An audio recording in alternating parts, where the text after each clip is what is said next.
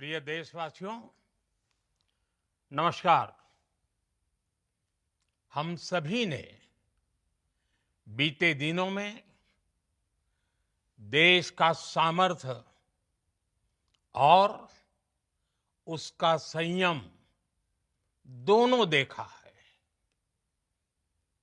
मैं सबसे पहले भारत की पराक्रमी सेनाओं को, सशस्त्र बलों को, हमारी खुफिया एजेंसियों को, हमारे वैज्ञानिकों को, हर भारतवासी की तरफ से सैल्यूट करता हूं। हमारे वीर सैनिकों ने ऑपरेशन सिंदूर के लक्ष्यों की प्राप्ति के लिए असीम शौर्य का प्रदर्शन किया। मैं उनकी वीरता को, उनके साहस को, उनके पराक्रम को आज समर्पित करता हूं। हमारे देश की हर माता को, देश की हर बहन को और देश की हर बेटी को ये पराक्रम समर्पित करता हूं। साथियों, 22 अप्रैल को पहलगाम में आतंकवादियों ने जो बर्बरता दिखाई थी, उसने देश और दुनिया को झकझोर दिया था। छुट्टियां मना रहे निर्दोष मासूम नागरिकों को धर्म पूछकर उनके परिवार के सामने, उनके बच्चों के सामने बेरहमी से मार डालना, यह आतंक का बहुत विभत्स चेहरा था, क्रूरता थी। ये देश के सद्भाव को तोड़ने की घिनौनी कोशिश भी थी। मेरे लिए व्यक्तिगत रूप से ये पीड़ा बहुत बड़ी थी। इस आतंकी हमले के बाद सारा राष्ट्र, हर नागरिक, हर समाज, हर वर्ग, हर राजनीतिक दल एक स्वर में आतंक के खिलाफ कड़ी कार्रवाई के लिए उठ खड़ा हुआ। हमने आतंकवादियों को मिट्टी में मिलाने के लिए भारत की सेनाओं को पूरी छूट दे दी और आज हर आतंकी, आतंक का हर संगठन जान चुका है कि हमारी बहनों बेटियों के माथे से सिंदूर हटाने का अंजाम क्या होता है। साथियों, ऑपरेशन सिंदूर ये सिर्फ नाम नहीं है, ये देश के कोटि कोटि लोगों की भावनाओं का प्रतिबिंब है। ऑपरेशन सिंदूर न्याय की अखंड प्रतिज्ञा है।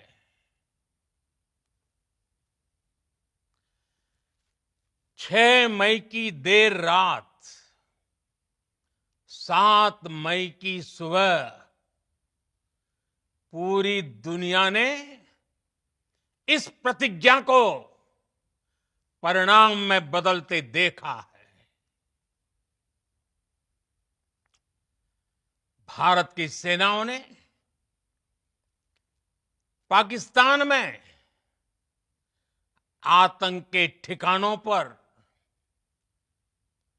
उनके ट्रेनिंग सेंटर्स पर सटीक प्रहार किया। आतंकियों ने सपने में भी नहीं सोचा था कि भारत इतना बड़ा फैसला ले सकता है। लेकिन जब देश एकजुट होता है, नेशन फर्स्ट की भावना से भरा होता है, राष्ट्र सर्वोपरि होता है, तो फौलादी फैसले लिए जाते हैं, परिणाम लाकर दिखाए जाते हैं। जब पाकिस्तान में आतंक के अड्डों पर भारत की मिसाइलों ने हमला बोला, भारत के ड्रोन्स ने हमला बोला, तो आतंकी संगठनों की इमारतें नहीं, बल्कि उनका हौसला भी थर्रा गया। बहावलपुर और मुरिद के जैसे आतंकी ठिकाने एक प्रकार से ग्लोबल टेररिज्म की यूनिवर्सिटीज रही है। दुनिया में कहीं पर भी जो बड़े आतंकी हमले हुए हैं, चाहे 9/11 हो, चाहे लंदन ट्यूब बॉम्बिंग हो, या भारत में दशकों से जो बड़े बड़े आतंकी हमले हुए हैं, उन सब के तार कहीं ना कहीं आतंक के इन्हीं ठिकानों से जुड़ते रहे हैं। आतंकियों ने हमारी बहनों का सिंदूर उजाड़ा था, इसलिए भारत ने आतंक के ये हेडक्वार्टर्स उजाड़ दिए। भारत के इन हमलों में 100 से अधिक खूंखार आतंकवादियों को मौत के घाट उतारा गया है। आतंक के बहुत सारे आका बीते 2.5-3 दशकों से खुलेआम पाकिस्तान में घूम रहे थे, जो भारत के खिलाफ साजिशें करते थे। उन्हें भारत ने एक झटके में खत्म कर दिया। साथियों, भारत की इस कार्रवाई से पाकिस्तान घोर निराशा में गिर गया था, हताशा में गिर गया था, बौखला गया था। और इसी बौखलाहट में उसने एक और दुस्साहस किया। आतंक पर भारत की कार्रवाई का साथ देने के बजाय पाकिस्तान ने भारत पर ही हमला करना शुरू कर दिया। पाकिस्तान ने हमारे स्कूलों, कॉलेजों को, गुरुद्वारों को, मंदिरों को, सामान्य नागरिकों के घरों को निशाना बनाया। पाकिस्तान ने हमारे सैन्य ठिकानों को निशाना बनाया। लेकिन इसमें भी पाकिस्तान खुद बेनकाब हो गया। दुनिया ने देखा कि कैसे पाकिस्तान के ड्रोन्स, पाकिस्तान की मिसाइलें भारत के सामने तिनके की तरह बिखर गई। भारत के सशक्त एयर डिफेंस सिस्टम ने उन्हें आसमान में ही नष्ट कर दिया। पाकिस्तान की तैयारी सीमा पर वार की थी, लेकिन भारत ने पाकिस्तान के सीने पर वार कर दिया। भारत के ड्रोन्स, भारत की मिसाइलों ने सटीकता के साथ हमला किया। पाकिस्तानी वायुसेना के उन एयरबेस को नुकसान पहुंचाया, जिस पर पाकिस्तान को बहुत घमंड था। भारत ने पहले 3 दिनों में ही पाकिस्तान को इतना तबाह कर दिया जिसका उसे अंदाजा भी नहीं था। इसलिए भारत की आक्रामक कार्रवाई के बाद पाकिस्तान बचने के रास्ते खोजने लगा।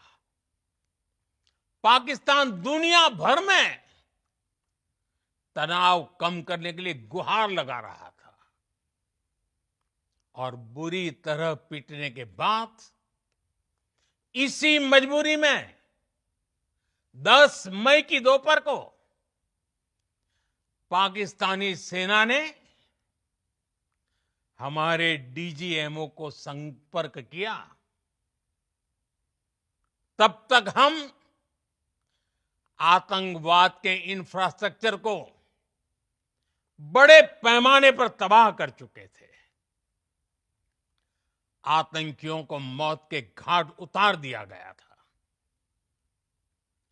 पाकिस्तान के सीने में बसाए गए आतंक के अड्डों को हमने खंडहर बना दिया था।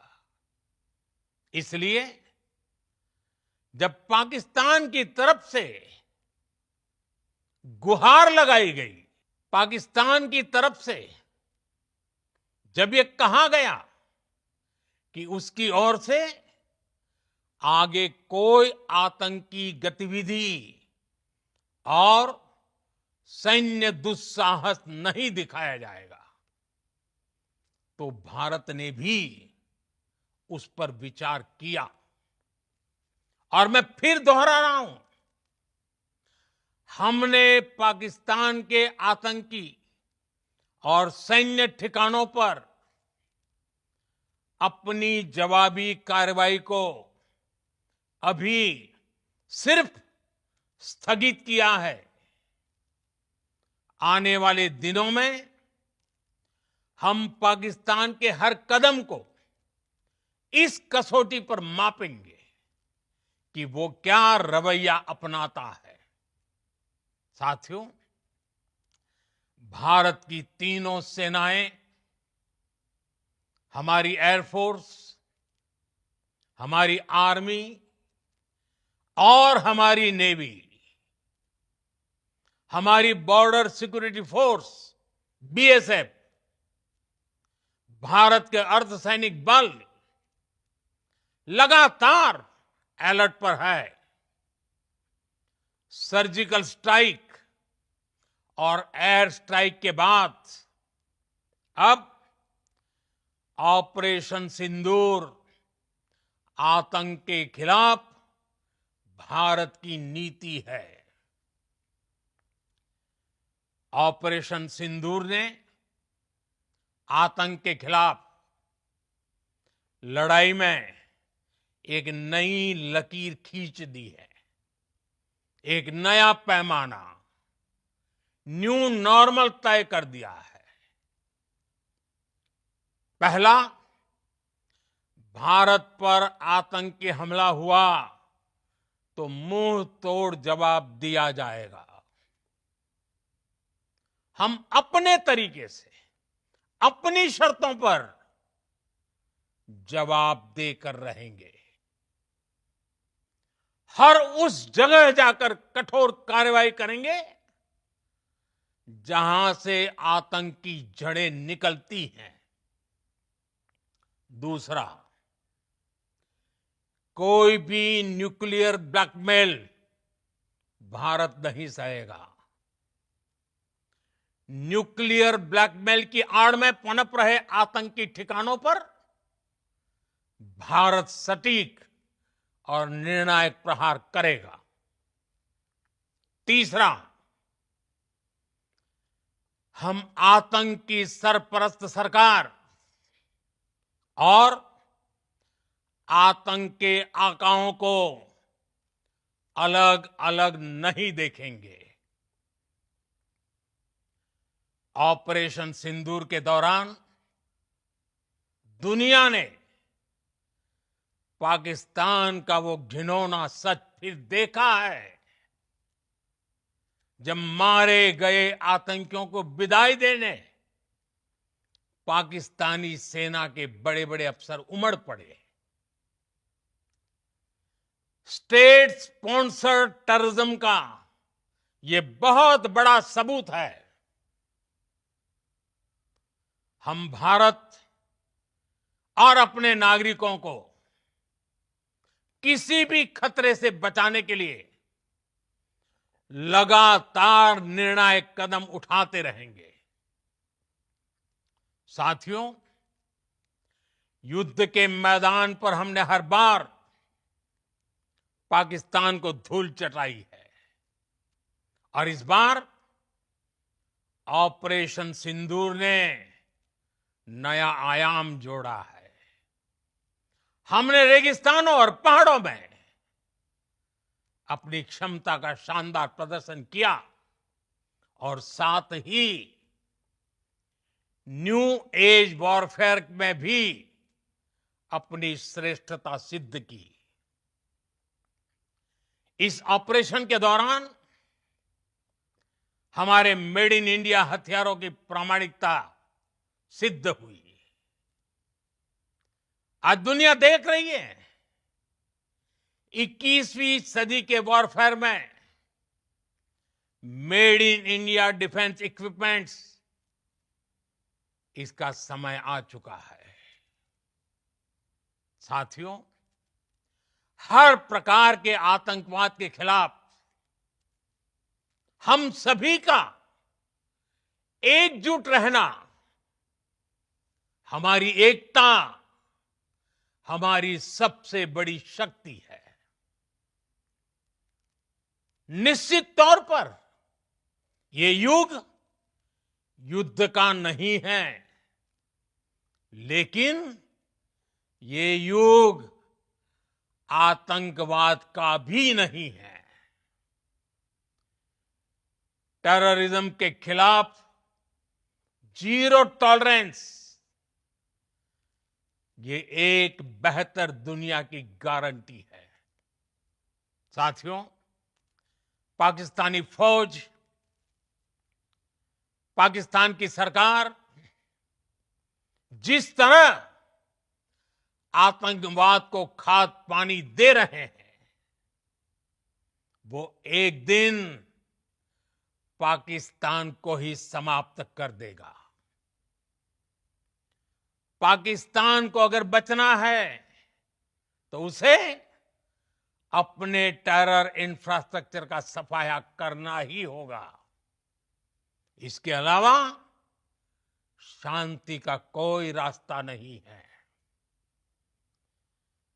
भारत का मत एकदम स्पष्ट है। टेरर और टॉक एक साथ नहीं हो सकते। टेरर और ट्रेड एक साथ नहीं चल सकते और पानी और खून भी एक साथ नहीं बह सकता। मैं आज विश्व समुदाय को भी कहूंगा, हमारी घोषित नीति रही है, अगर पाकिस्तान से बात होगी तो टेररिज्म पर ही होगी। अगर पाकिस्तान से बात होगी तो पाक ऑक्युपाइड कश्मीर, पीओके, उस पर ही होगी। प्रिय देशवासियों, आज बुद्ध पूर्णिमा है। भगवान बुद्ध ने हमें शांति का रास्ता दिखाया है। शांति का मार्ग भी शक्ति से होकर जाता है। मानवता शांति और समृद्धि की तरफ बढ़े, हर भारतीय शांति से जी सके, विकसित भारत के सपने को पूरा कर सके, इसके लिए भारत का शक्तिशाली होना बहुत जरूरी है। और आवश्यकता पड़ने पर इस शक्ति का इस्तेमाल भी जरूरी है। और पिछले कुछ दिनों में भारत ने यही किया है। मैं एक बार फिर भारत की सेना और सशस्त्र बलों को सैल्यूट करता हूं। हम भारतवासी के हौसले, हर भारतवासी का एकजुटता का शपथ, संकल्प, मैं उसे नमन करता हूं। बहुत बहुत धन्यवाद। भारत माता की जय।